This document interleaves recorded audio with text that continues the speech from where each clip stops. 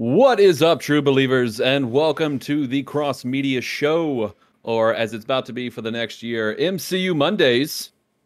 I am joined by so many wonderful Marvel fans right here. My name is Eric Yin, and I will be your host for the evening alongside my co-host, Ruben Guerrero. Ruben, how are you doing? I'm doing good. How about you, Eric? It's an exciting day. I'm good, Ruben. Ruben, the MCU is back. Thank God. We've had a year and a half break. And The look what last happened thing in we that saw year. was that, last thing we saw, Peter got his identity ousted. Yeah. We could really use the MCU right now. The world could use the MCU right now. But before we get into that, we have some lovely guests to introduce. First up, she is an artist. She joins us here on the Penultimate Conquest every now and then. Please welcome Holland. Holland, how are you doing? I am doing great. That was a great intro. Thanks for that. Well, like I said, as I was telling you on the pre-show, you make good art, Holland. People should know. And next up, from Irrational Passions, Dual Shockers, and RPG University, we have the one, the only, Scott White. Scott, thank you for joining us today. Happy to be here. I agree with you guys. 2021 desperately needs some superheroes punching Nazis again. Exactly. Right? We desperately need that. Or just anyone punch Nazis. That's fine. Sure. Yeah. Just go out there, find your local Nazi, punch him in the face. Do what you got to do. Anyway, let's get back. Sorry, I just picturing Richard Spencer being punched in the face on loop in my head. Sorry about that. That's okay. Let's get back to the MCU. Now, like I said, we've been gone from the MCU for a year and a half. Last thing we saw, Spider-Man Far From Home. And then, we had Black Widow, got delayed so many times. And then with the last Disney Investor Day, so many dates moving around like a clock that Kevin Feige is, moving things around, tick, tick, tick. So, before I tell about the slate of MCU, I figured, Ruben, we should ask our guests, what are their favorite MCU movies? Yeah. Holland, I'm going to start with you first. What is your favorite MCU movie, and who is your favorite MCU character? Oh no. That's a problem. We can come back to you if you want. Well, because, okay, with, as far as, like, the cinematic universe, it's a little more difficult for me. Okay. Just, whenever it comes to just Marvel in general, the reason I'm so excited about WandaVision is because Wanda Maximoff, Scarlet Witch, is one of my all-time favorite Marvel characters. But, I mean, really any one of the badass women that shows up, I'm obviously going to stand. I have to. As far as the movies, I think it's kind of a lame answer. But it's between Iron Man, the first one, simply because it got the ball rolling, and I just remember watching it when I was very young, and it just kind of holds a place in my heart for that. And the other one would probably be, again, lame answer, but Black Panther. There are no lame answers on this show, Holland. Black Panther is amazing. Well, no, that's not true. I loved it, and it was just, again, there were so many badass women in that movie, and I was just like, I love everyone. You're so great, and I don't know, that's it. It's between those. It still deserved Best Picture over Green Book, in my opinion, that year. So, yeah, Black Panther, Iron Man, those are two great movies. Iron Man, I think, is one of the only franchise starters that are still considered one of the best. Like, A New Hope, everything, that's still considered one of the best ones. Not like the Fast and the Furious that got better, past the first one. Fast and the Furious is not a good starting. Sorry. Fast and Furious is not a good series in general. I've never seen a Fast and the Furious. Neither have movie. I. Okay. All right. I got to rein this in right here. I don't want people to hate us already. Okay. Furious 7 is great. You should watch that one. It's the best one. Directed by James Wan. Fantastic. Scott, what is your favorite MCU character and movie? In terms of my favorite MCU movie, I was leaning heavily towards Iron Man because of like Holland said, the how it started everything else. But after that, I love Guardians of the Galaxy 1 because I think it did such a superb job in introducing Marvel, not necessarily B tier, but like characters that the common not necessarily big Marvel comic book fan necessarily knows about, and knocked it out of the park and really balanced kind of the drama with a fantastic like comical writing. Like I love the tone of Guardians of the Galaxy Volume 1, and that kind of extends also to Thor Ragnarok. How it kind of introduced some aspects of the Planet Hulk storyline from the comics while really solidifying this is what we want Thor to be. Like this is the tone, this is what kind of character we want Thor to be, and how we want it to kind of go forward and how it kind of ties into everything. I thought it knocked it out of the park. Plus Jeff Goldblum, so that automatically makes it so much better, and I really hope we get more from his character in future movies. But in terms of my favorite MCU character, I love Tom Holland as Spider-Man. So I would have to say probably Tom Holland. Like he's the perfect balance between like Andrew Garfield's kind of witty Spider-Man and Tobey Maguire's like dorky Peter Parker. Like it's a really good meshing of the both. Yeah. Make just the perfect all-around Spider-Man Peter Parker combo. Plus he talks with a Brooklyn accent, so that's great too. I mean, Ruben, is that true? I mean, sure. Let's get Okay. From a person who's never been to New York and lives in the Midwest, I think it sounds incredibly accurate. So, oh no, yeah, it definitely sounds accurate. I wouldn't say Brooklyn accent though, but yeah, it's very New Yorker. Okay. Yeah. Got you. So Ruben, for the boys and girls at home, what is your favorite MCU movie and character? Okay. Well, favorite MCU movie, I will die on this hill, is Iron Man 3. Greatest plot twist of all time. Yeah. Okay. I did not see it coming. Yeah, I will give you that. It was a twist. Yeah. Well, it was just like such a great twist, I thought. So, but no, seriously, I would have to say Civil War was probably my favorite movie, just because I didn't really know who to side with. Captain America is my favorite character in the MCU, just because of what he stands for. But I also saw the side of Tony in Civil War as to like we need policing, but I just pros and cons, you know, like. You don't need people to tell you, oh, you can't save these people because such and such, you know?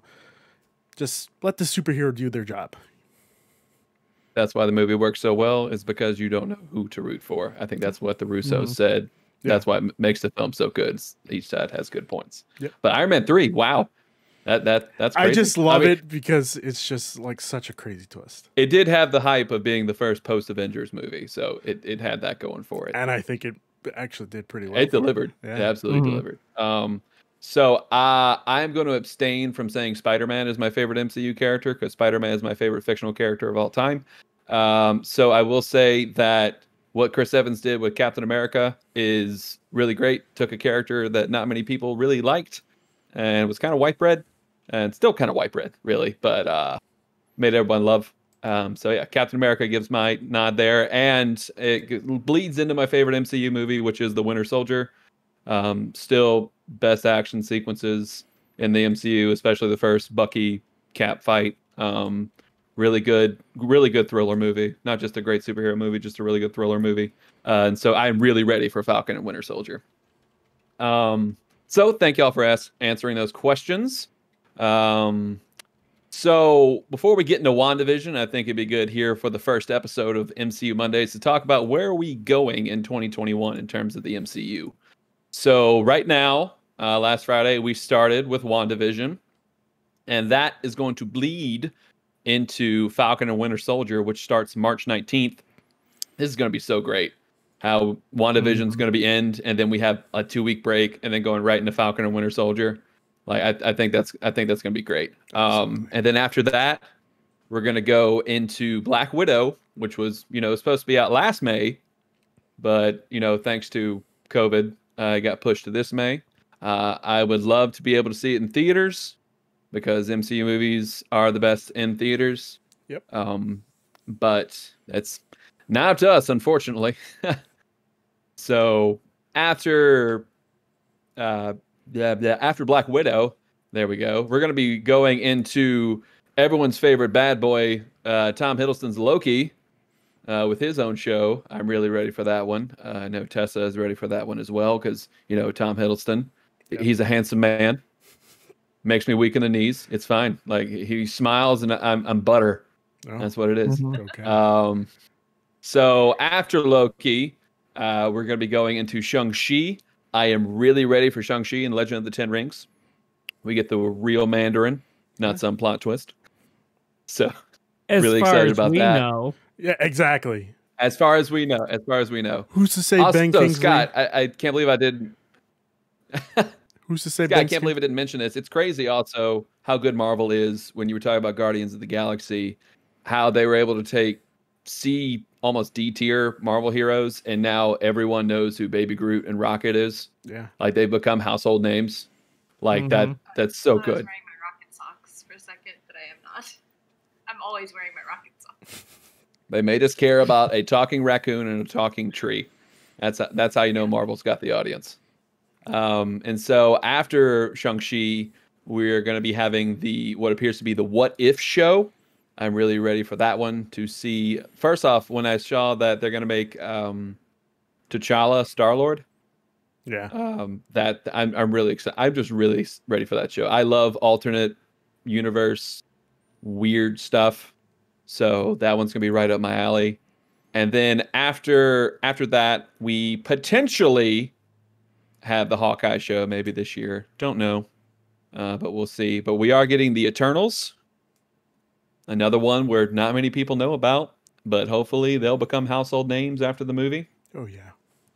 Gotta replace those Avengers that left for the next big arc. Exactly. Yeah. And then I believe that is the last show, but then we are capping it off this year with the Spider-Man sequel. And oh my God. Eric? I am so ready for that. We're not going to turn this into a Spider-Man show. I'm just saying, how I feel about this movie. We're not turning this into a Spider-Man speculation show. We'll get that when it gets to it. Okay, that's fair. Leading up to Spider-Man, I can't believe it's so weird saying this. We're going to talk about WandaVision. WandaVision, the first of the Disney Plus shows that the MCU is going to be bringing us into our homes, into our eyeballs. So let's get started with a recap of the first episode.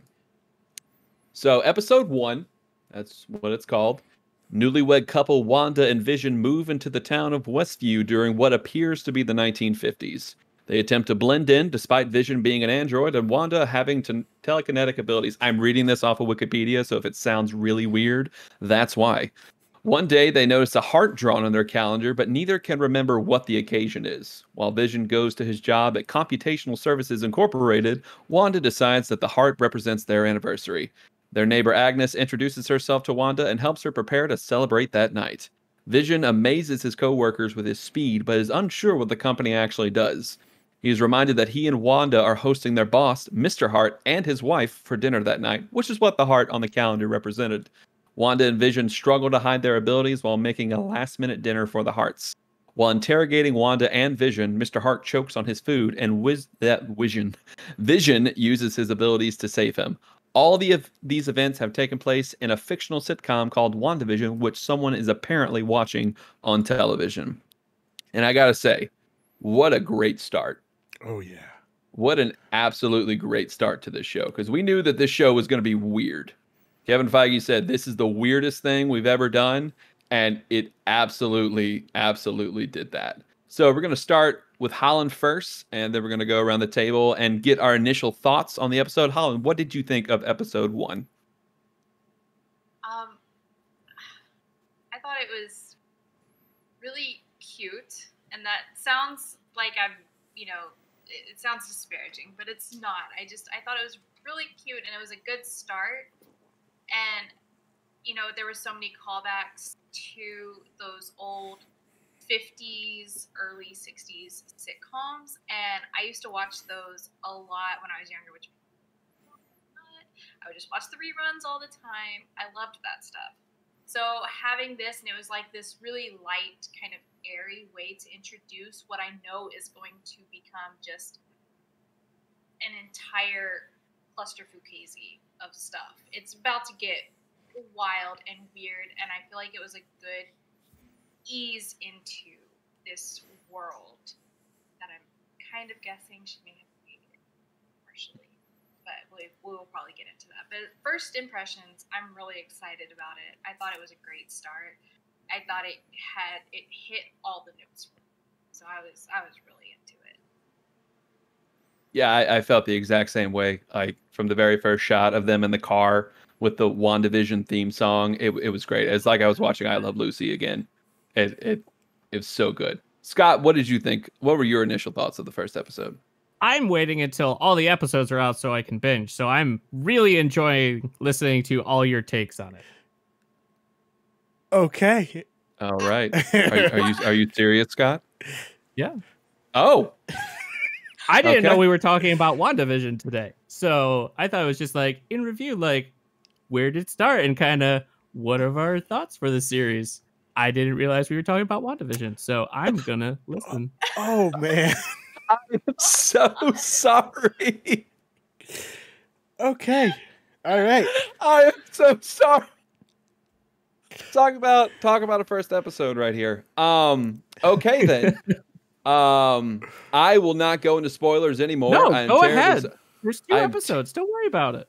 I'm so sorry, Scott. I did not know you were waiting until the end of the season to watch them all. Oof. Oh, no worries. Go ahead. It's good. I want to hear your guys' reactions. Okay. I want to know what I should be in ready for. Ruben, what were your thoughts on the episode? There's only 2 episodes, so it's not a big deal. It's not crazy. I promise you, I will not talk about the plot of the second episode. No, go ahead. Seriously. Okay. Don't worry about it. All right. Perfectly fine. I need a sip of wine right now, so time to take this mug. Okay, so my thoughts. Ruben, what were your thoughts? My thoughts on the first episode were like it's very interesting to see how they're doing this. I do like that Vision is already questioning things. It was really weird to see that choking scene where his wife was just like, stop it, and she kept on smiling. I was like, oh, this is not gonna end well. But Wanda tells Vision, do your thing. Do your thing. And Vision saves him. So I really like how it started. I think this is a great start for WandaVision in itself. And I expect this show to go to great lengths to show that it's weird. If that makes sense. It absolutely does make sense. I think that you're right there, Ruben. Just it takes the sitcom from the 50s that we were so used to. I mean, none of us grew up with them. So if so, we all look great if we were children in the 50s right now. And I remember Nick at Night growing up. I remember Nick at Night. So taking that comfort of those sitcoms and just adding a little weirdness to it, I think is really good at what makes this show shine. I try to say that 5 times fast. Anyway, I also really like that the script seemed like it was from a 50s sitcom. Yeah. Like how they were talking to everyone. Really, I thought I was watching one. Just like when she said, like, this is going to be a gas. I'm like, oh, no one talks like that anymore. That's right. Because, like, what does that mean? Yeah. What does this is a gas mean? No idea. And I also really enjoyed that. Focus. My camera is not focused right now. I really like how the acting themselves from all the actors. I thought they were actors for 50 sitcoms. They did a really good job of having that like feigned surprise at things or drawn blanks in my head like the characters did in the episode because they didn't know what was going on. But also, I think one of the things that Tessa loved is that Paul Bettany is a treasure. Yeah. Mhm. He is so adorable when he does things. And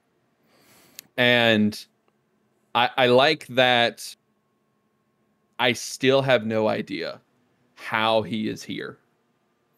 We have no idea. Last time we saw Vision, he died.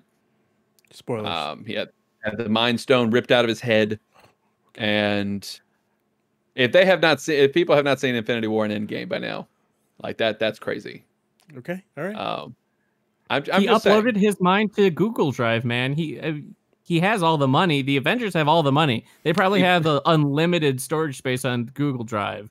He pays probably just has, $25 like, a month. Yeah, routine, like every day at 2:30 in the morning, he'll just upload and like update his Google Drive. Now, memories. Scott, you're joking, but that is a possibility when they were in I know Wakanda. I would bet my money that it will involve somehow there is a like backup. Jarvis or something. He is, granted, he is kind of Jarvis. Yeah. To put into a body mixed with the gem, but yeah, I think it's going to be an emergency upload to some Stark satellite and some super encrypted like computer at the time of Tony's death, like it caused him to be put into this simulation or something. I feel like it's going to be something like that. Just because I think that's the easiest way to explain. It's like, yeah, he was kind of a computer and now he just uploaded because people know you can back up data and always should back up things. Hey, I had a gem ripped out of my head. Is there any way I could back this up? Oh, yeah, sure. We got you. Yeah. This whole series is just going to be a big advertisement for like one of those super secure data backup servers. You just see the Norton 360 logo in the back. Yeah, dude. Use WandaVision. Use code WandaVision to save 20% off your first month of Norton backup or VPN service. Yeah. I also, another thing going back to 50 sitcoms is I like how everything was just on sets. Yeah. It's like they were just in one room at a time. Rather, when we get to the next episode where everything was outdoors and multi-cameras and everything, this one was just one shot that we see. Big ups to the showrunner. I don't remember what her name is. Let me see what her name is. Jack Schaefer, I believe I'm pronouncing hopefully right. Jack Schaefer. That was a good job. That's a good. Excuse me, I have no better word here to say. It's a good vision for the show. So really appreciate that. Speaking of Vision, I like how everyone called him Vision. Yeah, it just adds to the weirdness of the show when people say, "Hey, Vision, what's up?" I'm like, "How? What? What is this? What's going on?" So again, also just going back for other MCU movies, just Paul Bettany and Elizabeth Olsen just have such great chemistry. Yeah, such good even though it's like I think he's 15 years older than her, or something like that. I could be grasping at straws here, but they have when they're on scene together, it's perfect. It really is. They do such a good job. Like you said, Tessa said, Paul Bettany's a treasure. It doesn't matter. Yeah. Don't care. There were multiple times when I was watching these episodes, I thought he was going to break into his Knight's Tale character. Like when he was introducing later, when we get to the second episode, when he comes out and he first comes through the curtain and says something, he sounds very much like his character, and I was like, oh gosh. It's just there were a lot of cute moments in this episode, and I think that's what they were really trying to do. Just like get everyone ready. Like, hey, these characters, you've known them for a while. Let's put them in this situation, see what happens. And I think that's the step you have to go with the MCU now. Like, you're not gonna out crazy the Infinity Saga right now. It's not gonna get bigger than that. We literally had worlds almost destroyed, so you can't try to up that yet. You can only make it smaller. So I think that what they're doing here and putting it in a sitcom, in a house residential suburban area, I think is a brilliant move. And I think that's the way it needs to go. It needs to get smaller. The MCU does need to be smaller. Ant-Man notwithstanding. So Huh. that's what they need to do. I just wanted to touch on something, Eric, before we continue. They did use Dick Van Dyke as an executive producer for, I believe it was for this episode. And fun fact, he didn't know the MCU is that big of a deal. So I just thought that was funny. Also a national treasure. Also, yeah, so great. That makes so much sense. The Dick Van Dyke influence in the opening credits and everything, and even kind of the way the set looks, very much his set, and the Vision and Wanda almost tripping over the chair but phasing through it instead of how he would. And it's just you see all of his little. Dick Van Dyke again, national treasure. Yeah. Paid so much attention to so many things, and the wire work. Whenever you were mentioning earlier that it was all on sets, I wanted to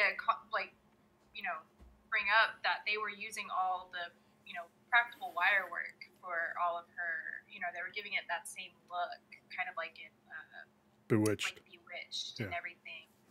And I was just, I was loving it so much. I was eating it up. I'm a sucker for that kind of stuff. Mm-hmm. It was just so great. Like you could definitely see. Like I also liked how they showed some of Vision's final density shifting powers. I thought that was neat and cute to introduce it this way, trying to bring Wanda through the door, and she just fell down. I thought that was great. But yeah, episode 1, I really loved. I thought it was a good start. Just like how with Star Wars, the first episode of Mandalorian, that was such a great start for that series. And I feel the same way here. Like such a good start. And so it was crazy when they said that we were going to get 2 episodes at the start. We usually don't get that now with Disney Plus shows. We usually just get 1, then we go into it. Now, I guess, with such a build-up for the MCU, I guess they decided, hey, let's give us another episode. So before I do this, Scott, is it okay? Go ahead. Full reign. Okay. I hope you're not mad at me for this. I really am sorry. Not at all. Don't worry about it. Okay. All right. So the second episode appears to take place it appears to be the 1960s. It feels as though come on, really? I really am going to feel so bad about this. I'm going to go to bed tonight and Tessa will be like, what's wrong? I messed up so bad. So it appears as though Wanda and Vision are starting to hear some strange noises outside the house. And there's like a cute moment when they're trying to figure out like, hey, who's going to go check out that noise? And it's like, you two are the most powerful people in the MCU and you're scared of a little noise in your house. I thought that was great. And so what's happening is there's a talent show happening for the community and Wanda and Vision are going to do a magic act. And we'll get more into that later, but it was so amusing. Just the magic act was so great. And so Wanda and Vision go their separate ways, and just so everyone knows, not in a relationship or anything. Oh, I should probably also mention at the end of episode 1, Wanda and Vision actually got married. They said a little I do ceremony. Wanda made some rings, and now they're married. And so Vision goes to the neighborhood watch meeting, and Wanda goes to the planning committee meeting for the talent show. And they both get into hijinks. Vision makes what appears to be a masturbation joke. I thought was funny. Mastication, sir. Mastication. And everyone was so just like, what? What is that word? No, surely not. One guy goes, oh, no, I don't do that. So great. Vision is offered a stick of Big Red gum, which is actually a plot point. It's crazy that Big Red, I got to look in the camera now when I say Big Red, was he took a piece of gum and ate it. And now Wanda has befriended another neighbor, Geraldine, And right after that, Wanda notices that in this black and white world, there is a red and yellow helicopter in her bushes, I should say, in her front yard. And so that's weird for her. And all of a sudden, there's everywhere she goes, this radio is asking, Wanda, what is happening? What's going on? And so after their meetings, Wanda and Vision do the talent show. Vision appears to be intoxicated because the gum is in his circuits, thanks to cute, presentation of that. And so the magic show does not go well, but it was humorous for everyone, and they won an award for best comedic performance. And after that is done, they're at home. They're getting ready to go to bed, I believe. And they hear some strange noises outside, and they go outside, and something comes from the sewers, and it appears to be somebody in a beekeeping outfit. That's it. Wanda says nope, and time goes backwards, and they go back to it. And at the end of the episode, they notice that everything turns to color. So we are out of the 60s, and we are going into the 70s, and that's how the show ends. Not the show, but the episode. That's how the episode ends. So. Are we skipping over a few things that happen at the end of the episode purposefully? Yes. Okay. No, I just wanted to check before I start. Legit, go ahead. Holland, you have the floor. If you want to go over those things, go ahead. No, I mean, I don't want to. No, legit, go ahead. Okay, Seriously. all right. Let's just say it. Vision gets shot in the heart. Thanos comes back and is like, Thanos is like, well, listen, I killed you once, I'm going to kill you again. And I want to do it one more time. Yeah, it just takes out his heart. So Holland's right. This world's got to go. Yeah. Probably should mention that all this is happening under the watchful eyes of what appears to be the group SWORD. So we have S.H.I.E.L.D., who protects Earth, and SWORD protects everything else, pretty much. So. Yes, that's not what I was referring to. Oh, what were you referring to? At the end of episode 2, right before everything comes to color, and right Oh before my they see God! the Oh my God! You're completely Yeah. right. I completely forgot about that. Pregnant. Right. Oh, yeah, that's right. Completely forgot about that. Come on. There's been twin. Oh, God. Let me just. Okay, there's like little twin like details and little like hints throughout the first and second episode. And in the comic books, she has a set of twins for various reasons, depending on whatever timeline, and she has alternate realities, whatever. But yeah, right before they hear that noise and they out, she is suddenly revealed to be very pregnant, not pregnant the way she was in her little magician's assistant outfit 10-20 minutes earlier. But she's very pregnant, and she's like, Vision, is this really happening? They're like, yes. And he's like, it's really happening. They go out, see Mr. Beekeeper. She's like, nah, I don't want this reality.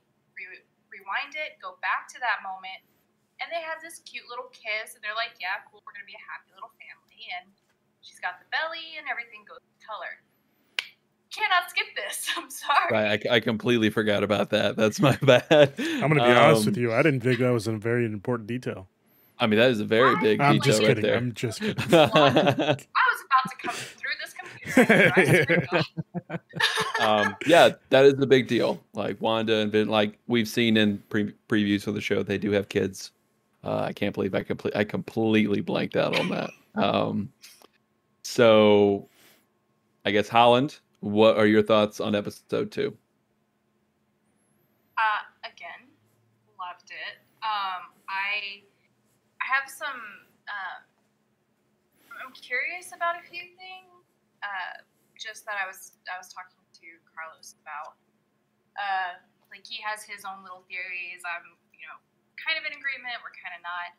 As far as like the neighbor you mentioned that she meets, Geraldine, I'm kind of wondering if she is either a super who doesn't know she's in this reality, or it's things like that where I'm just going, I feel like she's important. I kind of want to keep an eye on her. I really like her character, so I hope she keeps showing up. Agnes seems to be obviously very important to the story, and seems like she may be a particular character from the comic books. And then the fact that in this episode, before everything goes to color for them, at the end, we're seeing all of these colors show up. Like you said, the helicopter being red and gold.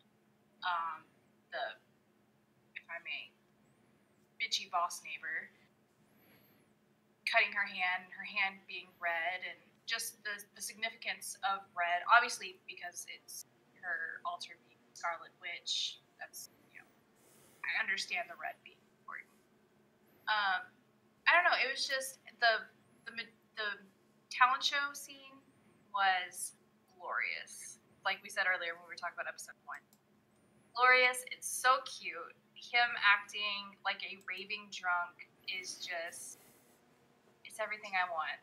It was so wonderful, and her trying to cover up his, little misdeeds. It was great. And she really played that part so wonderfully.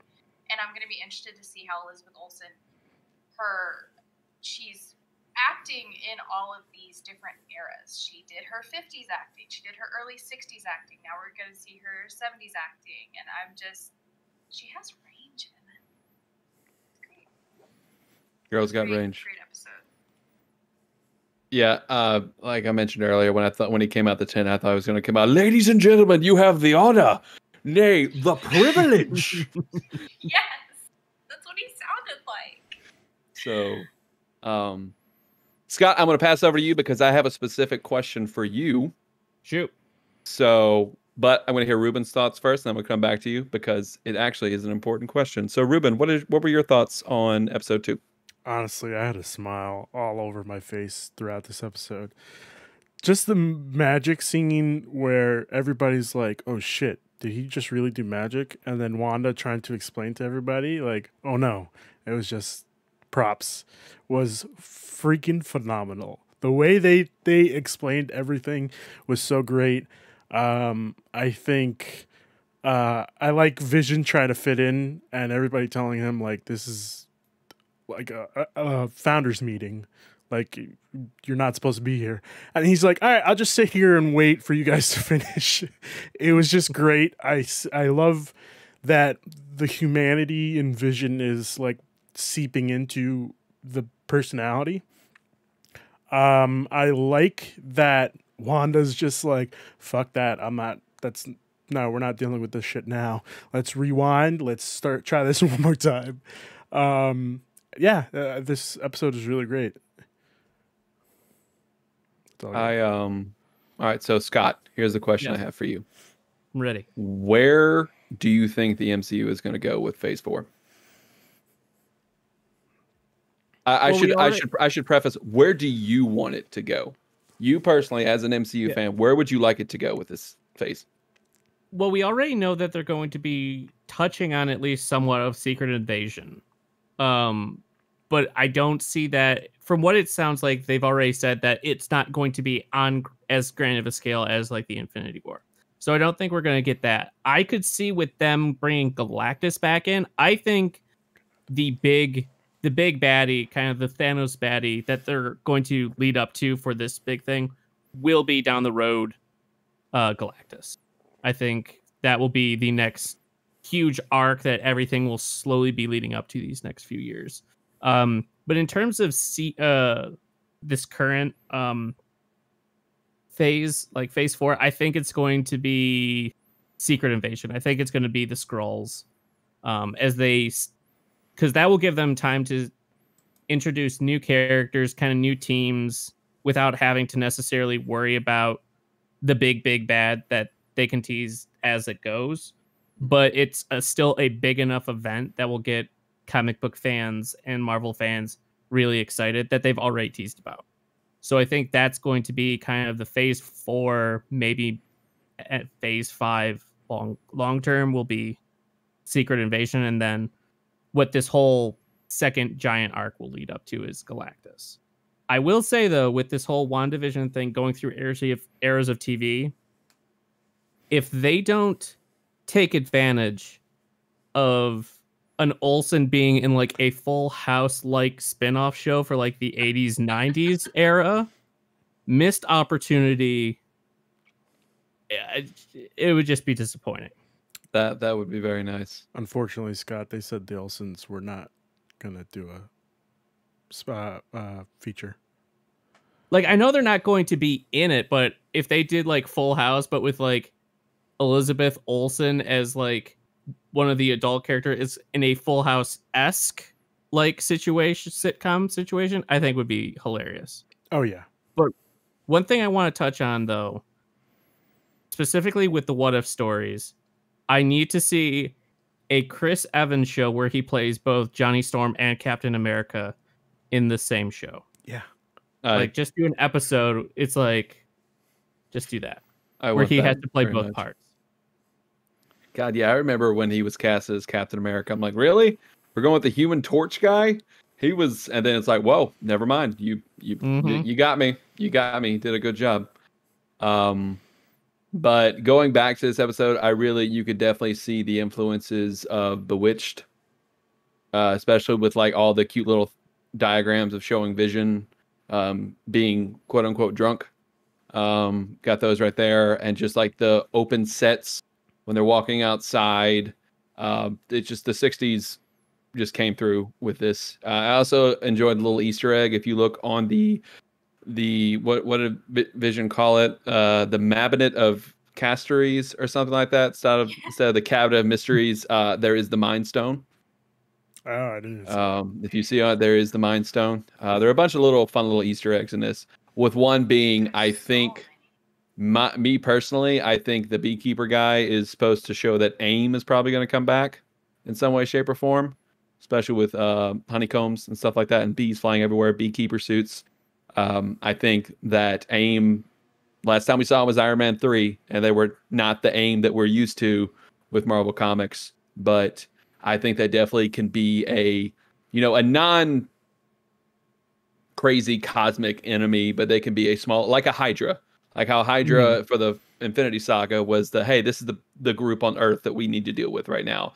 And I think AIM, because they're big sciencey people, they can deal with all this crazy stuff right now. I'm sure they have geniuses for that.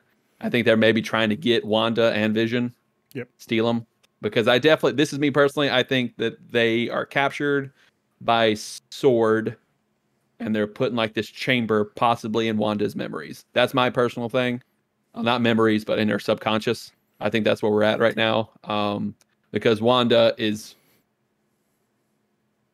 up there with like Thanos and Captain Marvel as the most powerful. Like she is triple S tier in terms of power. So I think they definitely could be in Wanda's head the whole time. But I also can't believe I didn't mention it. They had like little commercials in the show too, which were great. I thought those were fun with like Stark and Strucker themed things. It was funny. Tessa forgot who Baron von Strucker was. Like, do you remember the guys like, can we hold them? Sir, they're the Avengers. We're not going to surrender. I am going to surrender. He's like, oh, yeah, I remember that guy. So I think right now it's good that they're referencing all this stuff. And I think it's so great that we have the MCU in the comfort of our homes. I know we have all the movies and everything, but it's good to get new stuff without having to worry about the fear of like, going outside now, going into movie theaters. Like, we're able to have this comfort level that the MCU has provided us these past 10 years. Like, they could be different things like thrillers, political movies, big action movies, but they have provided for some people a level of comfort in trying times. I know, and since Iron Man came out, my life has changed exponentially, and the MCU was there for pretty much mostly all of that. So that level of comfort that is now given to us through these TV shows cannot be overstated, because like how The Mandalorian changed Star Wars and how we get new Star Wars content now, this is it. Like, we're going to be able to have, in a few weeks, Falcon and Winter Soldier or Bucky come into our lives again. And once a week, we can have water cooler talk talk about, oh, did you catch the last episode? See what happened? Like, have that thing again, like we used to have with like Game of Thrones and stuff, where it's like this is the thing that everyone talks about. And I'm really excited that it's the MCU, because I'm going back to it again, but as I love Star Wars like so much, but like superheroes are where it's at for me. That's my number one thing. So I'm really happy that the MCU is back, because like Scott mentioned earlier, we need it. Like we need this so bad. These characters mean a lot to a lot of people, so it's good to have that back. But I have rambled for too much on that. So does anyone have any other thoughts on WandaVision? I do have one thing I wanted to ask everybody. Holland touched on it before. The twins that we think Wanda's having, are they mutants? Are they just regular? What's going on here, guys? That's how they're introducing Wolverine and Jean Grey right here, calling it. Oh, that's gross. That is so gross. That would add such an interesting dynamic between the two if they were actually twins. Or is this like her trying to bring back her brother? If that makes sense. I mean, I didn't see that coming. So, anyone? No one? No one saw that coming. I have thoughts. I mean, I thought it had to, just based on her storyline. I feel like the twins are really important to her story. And I also feel like with us seeing Sword kind of monitoring what's going on, kind of watching it as the show, kind of like we are. I'm wondering because what does Sword stand for in this version? Because I know in the other version, in the comic books, it's not the same. I could find out. The W stands for weapon. Sentient Weapon Observation Response Division. Right. And in the comic books, it was sentient or something else. It wasn't sentient weapon. But where I'm going with this is that I am wondering if they're not only like Wanda and Vision are these sentient weapons, but also I'm kind of wondering if Sword is after her twins to turn into weapons, take them from a young age and make them into these super weapons, because like you were saying, she is one of the most powerful in the Marvel universe. And so to get her children would just, that's like handing you some nukes. It would be crazy. And from such a young age to be able to kind of mold them to whatever you want. So that's kind of where I was thinking it could be going. Her being influenced in a lot of ways to arrive at that decision to make these children. Between the earlier talk, I think maybe an episode, I can't quite remember, but Agnes talks to her about, asks if they have children or something, and they don't. But then all the talent show in the second episode is for the children, and they say it like this chant. It's almost like in Hot Fuzz, for the greater good. They do this, and it's so, I feel like it's trying to push into her mind that she needs to have children. And by the end of the episode, what we have is Wanda. That's kind of where I thought.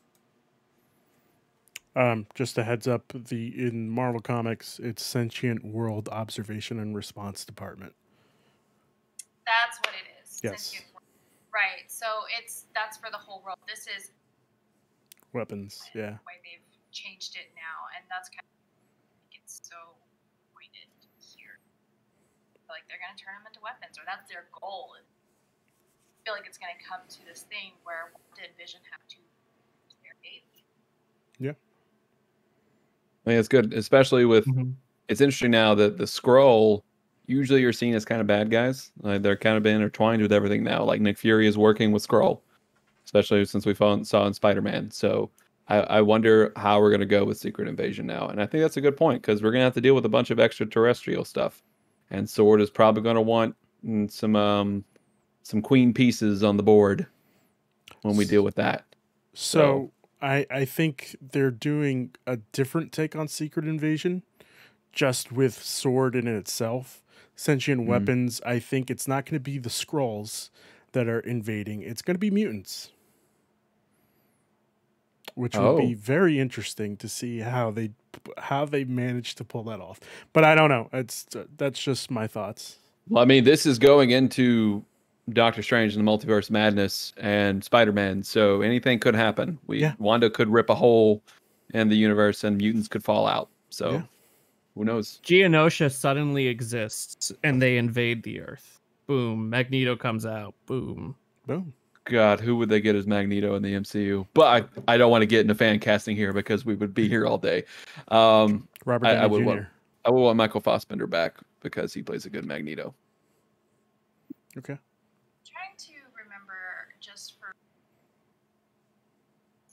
this, because who are supposed to be Wanda's parents in the Magneto? Is it still Magneto? Because I know in the comics, Magneto was still the father of Quicksilver and Scarlet Witch. Okay, yeah, that's. I don't know if that's been changed, but I don't know the mother though. Checking because I can't. I think the mother was just some human lady, and Magneto viewed it as a thing of weakness, that he just fathered children with a non-mutant. And also, thanks to Marvel for not making the Quicksilver Scarlet Witch stuff creepy like it does in the comics, because it gets really weird between those two. So big ups to that for not making it weird. Says the guy who wanted it to be. That was a joke. Okay, obviously. all right. Clearly, I do not want the twins to be Wolverine and Jean Grey. Okay. All right.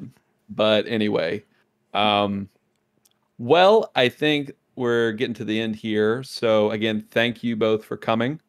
Really appreciate y'all having. I really, and Ruben, really appreciate y'all for coming on. Even though this is like the 20-something episode of Cross Media Show, this is going to be our first MCU Mondays. Well, this is going to be a thing. 13th. It's going to be a big deal. Yeah, I'm excited. Thanks for having me. This was fun. Thank you, Scott. Thank you for being a trooper on this episode. No worries. I'm so sorry. Scott, we're going to probably have you on again just to make sure that we don't screw up a second time. I would love to have you on the final episode when we recap the whole season. I would love to have you on then. You have my deets. Gotcha. All right, everyone. Like bald guys, it's time to put in some plugs. So, Holland, where can people find you? On Instagram, I'm Grizzly Expression, and on I am Holland. Say that one Find more time. her stuff. What was that? I said say that one more time. You cut out. Oh, I'm sorry. Holland Mahoney Jr. Yes, Holland Mahoney Jr. on Twitter and Grizzly Expressions on Instagram. Yeah. Scott, where can people find you? You can find me on my personal Twitter at SolidSnake120. You can also find me making video content and writing stuff over at irrationalpassions.com and dualshockers.com. And you can find me hosting my RPG-focused podcast, RPG University, on your preferred podcast service with new episodes every other Thursday and monthly look-aheads on the first of every month. That sounded clean right there. Oh, yeah. Scott. We're trying to get to that level. Now, I have to ask, your Twitter handle, does it have anything to do with Metal Gear? I'm D. Colonel. Yes, I love Metal Gear. God. Metal Gear my favorite thing is when, like, I see now, so the last few weekends in sports have been really big, and people have been able to cross sports and Metal Gear together, and it's one of my favorite things. Like, apparently there's one player, I forget who he was, I think it was Green Bay, but if you change his name up, it sounds like Solid Snake. So it's been perfect. God, I love Metal Gear so much. I do too. Metal Gear is so. I want a new Metal Gear so bad, but I also don't trust Konami anymore. So No. Like Blue Point just needs to remake Metal Gear Solid. Just I have a Blue Point, feeling use your magic. that's their next project. I have a feeling. I hope. That's what the rumors have been for like years now. Yeah. And the rumors of them remaking Demon Souls was spot on. So I'm hoping.